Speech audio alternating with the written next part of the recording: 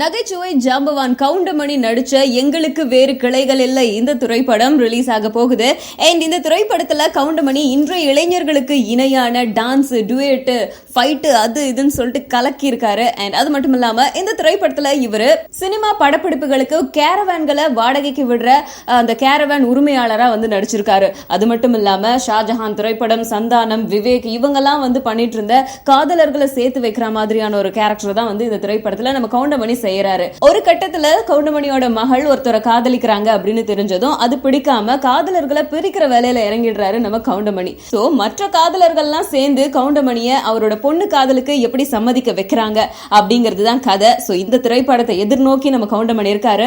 அதே மாதிரியே 49 இந்த திரைப்படம் பல நாட்களுக்கு முன்னாடியே ரெடி ஆயிடுச்சு. சில பல காரணங்களால இந்த திரைப்படத்துடைய ரிலீஸ் வந்து கொஞ்சம் கொஞ்சமா தள்ளி போச்சு. ஆனா திடீர்னு செப்டம்பர் 17 திரைப்படம் ரிலீஸ் ஆக போகுதுன்னு ஒரு அறிவிப்பு விட்டாங்க.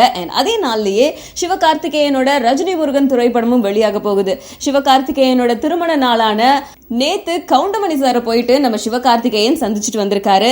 இதுக்கான உள் காரணங்கள் ஏதாச்சும் இருக்கா அப்படின்னு கேட்டா சில காரணங்களா வலைத்தளங்கள்ல சில பேர் சொல்றாங்க. அதுல ஒண்ணுதான் சிவகார்த்திகேயனோட அபிமான நகைச்சுவை நடிகர் நம்ம கவுண்டமணி அப்படிங்கறதாலும் கவுண்டமணி சார போய் பார்த்திருக்கிறாரு நம்ம சிவகார்த்திகேயன். பார்த்தது மட்டும் இல்லாம தன்னோட வலைத்தளத்துல சார் கூட இருந்த 1 மணி நேரம் என்னுடைய வாழ்க்கையில ரொம்ப பெருமையான நிமிடங்கள் அப்படின்னு நான் நினைக்கிறேன் அப்படின்னு சொல்லியிருக்காரு. காதல் கிரிக்கெட் அது அந்த பொண்ணுக்காகவே வந்த ஒரு ட்ராக். அண்ட் 14 இயர்ஸ்ல இப்படி ஒரு டேலண்ட் வந்து நானே கொஞ்சம் அசந்துட்டேன். நான்லாம் 14 வயசுல என்ன பண்ணிட்டு இருந்தேன்னு யோசிச்சு